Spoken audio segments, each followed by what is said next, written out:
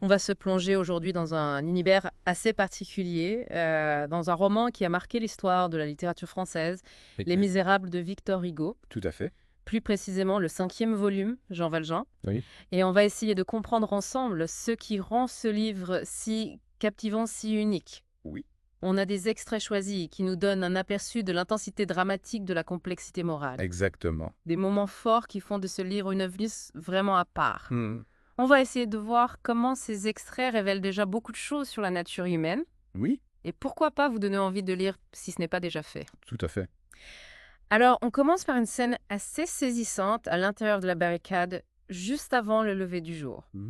On nous décrit l'obscurité, le silence, la torche qui est éteinte les 37 tomes qui restent, Oui. et cette atmosphère un peu pesante et angoissante.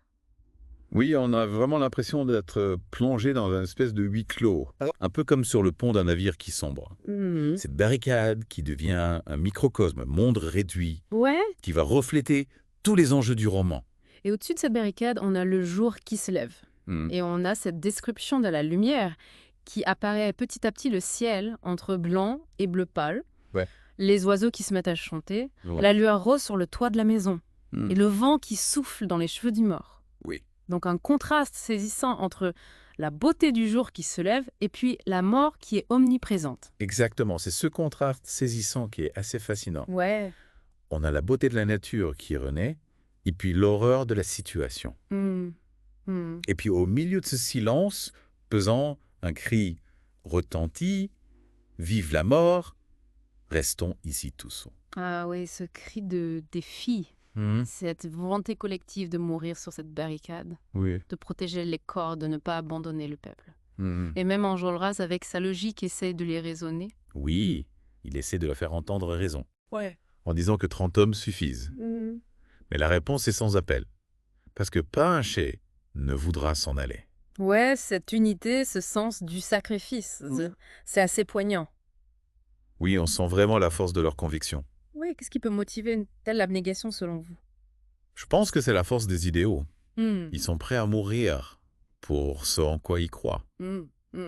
Et puis il y a la parole de Combeferre, qui est particulièrement touchante. Oui. Il parle des familles qui attendent le retour de leurs proches. Un retour qui n'aura jamais lieu. Oui. Du sort terrible des enfants qui vont se retrouver seuls. Il donne cet exemple terrible de l'enfant à l'hospice Necker qui mange la terre. Oui, c'est une image assez terrible. Oui, c'est une image très forte qui montre la misère de l'époque et qui illustre les contradictions du cœur humain.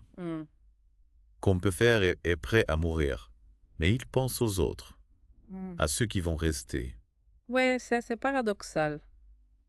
Oui, tout à fait. Et puis, il y a Marius. Oui. Marius qui est affamé, fiévreux et qui a perdu tout espoir de revoir Cosette. Oui, il est au bout du rouleau. Ouais. Il se prépare à mourir. Il est dans une sorte de stupeur visionnaire. Ouais, c'est une scène assez sombre. C'est sombre. On a vraiment l'impression d'être au cœur de la tragédie humaine. On a parlé de la barricade, on a parlé de la mort, on a parlé du sacrifice. Mais il y a aussi dans ces extraits une réflexion sur le progrès et la révolution. Tout à fait. Notamment avec le discours d'Enjolras. Oui. Enjolras qui dresse un tableau assez optimiste du futur. Il parle des triomphes de l'humanité sur la nature. Oui, il cite le bateau à vapeur, la locomotive, le ballon. Ouais, il imagine un avenir où la science guide le gouvernement, où la loi naturelle est la seule sanction et où tous les peuples sont unis. C'est une vision assez utopique, Ouais. mais c'est aussi une vision qui porte beaucoup d'espoir. Enjolras croit en l'homme. Il croit en sa capacité à se perfectionner, à créer un monde meilleur. Et pour lui, la base de tout ça, c'est la souveraineté de l'individu. Exactement. La liberté, l'égalité, la fraternité. L'instruction pour tout le droit à l'alphabet. Oui, c'est un idéal de justice sociale. Ouais. Qui est au cœur de la pensée d'Hugo et qui est toujours d'actualité aujourd'hui. Ouais, et cette image de la barricade, Oui. faite de deux monceaux, un monceau d'idées et un monceau de douleur. C'est une image très forte Ouais. qui symbolise la rencontre entre la misère et l'idéal, la souffrance et l'espoir. Ouais. C'est ce qui fait la grandeur de la Révolution. Le fait que des hommes et des femmes soient prêts à se sacrifier pour un monde meilleur. Mais Hugo ne se contente pas de nous parler de grandes idées. Il nous montre aussi la réalité concrète de cette révolution, Tout à fait. avec des détails parfois assez crus. Oui, par exemple, la description de la manière dont Javert est ligoté. Oui, avec cette martingale utilisée dans les prisons. Oui, un détail qui nous rappelle la violence de la répression. Et puis, il y a cette étrange théâtralité des insurgés qui se préparent à l'assaut. Ouais, ils choisissent leur place comme spectacle. Oui. Ils s'installent pour tuer, pour mourir. On a l'impression qu'ils jouent un rôle, ouais.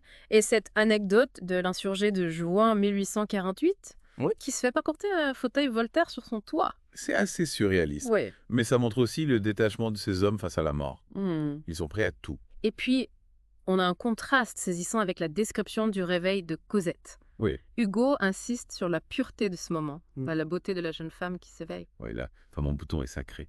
C'est une image très belle. Ouais, une bulle de douceur au milieu de la violence. Et puis, il y a cette scène avec le nid de Martinet. Oui. La mère qui protège ses petits, le père qui leur apporte de la nourriture. Le soleil qui dort, cette chose heureuse. Ouais, c'est une image de la vie qui continue. Oui, malgré la tragédie. La nature suit son cours. Et Cosette qui observe tout ça avec mélancolie. Pensant à Marius. Ouais, c'est un beau passage. Oui, très beau. On a aussi un exemple de la folie de l'attaque impétueuse. Oui, avec le capitaine Fannicot. Ouais, qui lance ses hommes à l'assaut trop tôt. Contre les ordres. Ouais, ça se termine en catastrophe. Oui, 15 morts Fannicot, lui-même tué par le canon.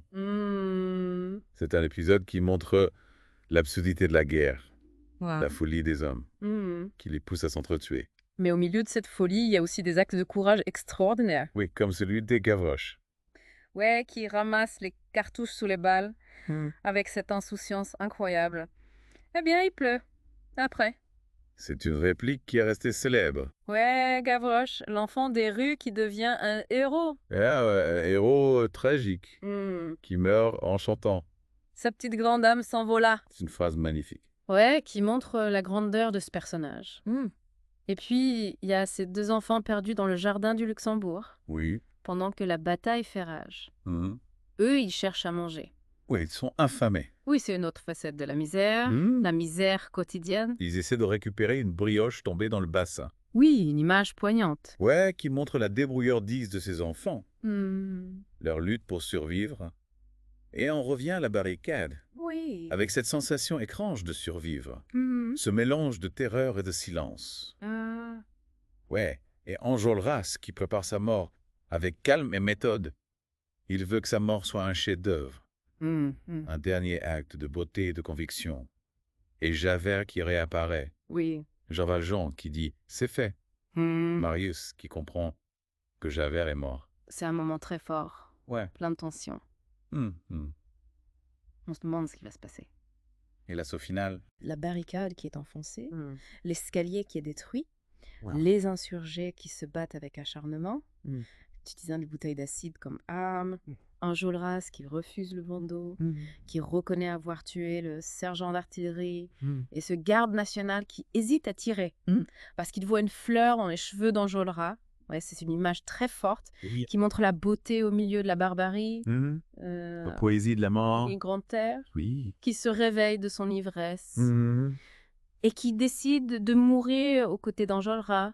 Un dernier acte de rédemption pour ce personnage cynique et désabusé qui trouve un sens à sa vie dans la mort. Et puis, on quitte la barricade pour suivre Jean Valjean dans les égouts, les égouts de Paris.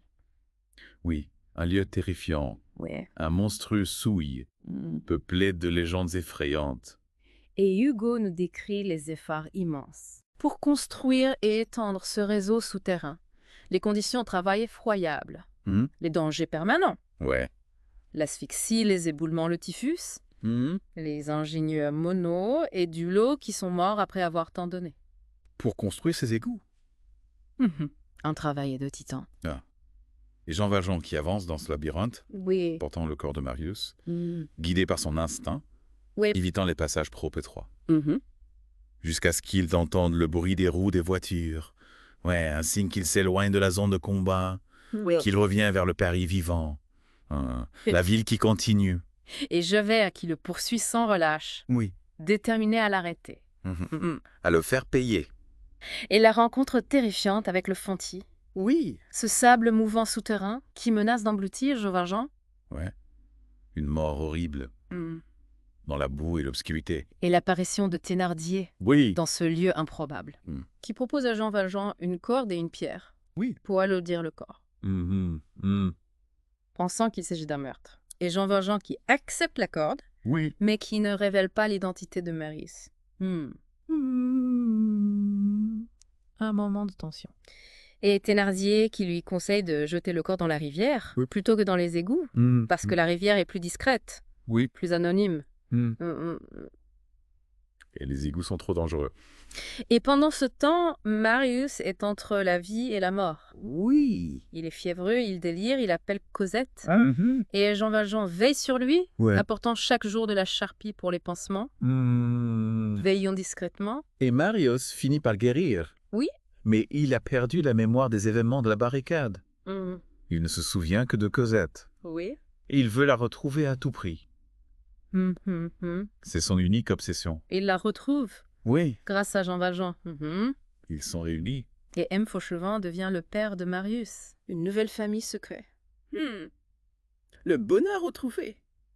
Et le mariage. Un jour de fête. Des attelages arrêtés devant l'église. Oui. Un fiacre bruyant rempli de masques. Un détail pittoresque. Qui montre la diversité de la société parisienne. La joie mêlée à l'étrangeté. Et la fête dans la maison d'M. Gillenormand. La lumière, les fleurs, les rires. Le discours de M. Gillenormand sur l'amour et le bonheur. Oui. Un moment de joie pure. Une parenthèse enchantée. Mais Jean Valjean s'en va. Oui. Discrètement. Retournant à sa chambre vide, il sacrifie son bonheur. Oui. Pour celui des Cosettes. Un acte d'une grandeur d'âme incroyable. Et Marius qui découvre le passé de Jean Valjean. Oui. Grâce à Thénardier, qui lui raconte des mensonges. Des accusations de meurtre de vol. La prétendue mort de Javert. Et Marius qui est horrifié. Oui. Il rejette Jean Valjean. Il a peur pour Cosette, mais il finit par comprendre que Thénardier lui a menti. Que Jean Valjean est un homme bon. Qui lui a sauvé la vie. Et il va le retrouver avec Cosette. Et la scène finale, dans la chambre de Jean Valjean. Cosette qui est heureuse de le revoir. Marius qui le remercie. Jean Valjean qui écoute la voix de Cosette. Se nourrissant de son bonheur. Et qui meurt en paix. Après avoir révélé à Marius la vérité sur son passé. Sur leur travail commun à la verroterie. C'est une fin très touchante, pleine d'émotions. On est vraiment bouleversé par le destin de ce personnage. Voilà ce qui rend Les Misérables est si captivant. Cette fresque épique qui mêle les grands événements historiques aux destins individuels. Cette exploration des questions morales. Oui, ces personnages inoubliables. Confrontés à des épreuves extraordinaires. L'amour, le sacrifice, la rédemption, la justice sociale.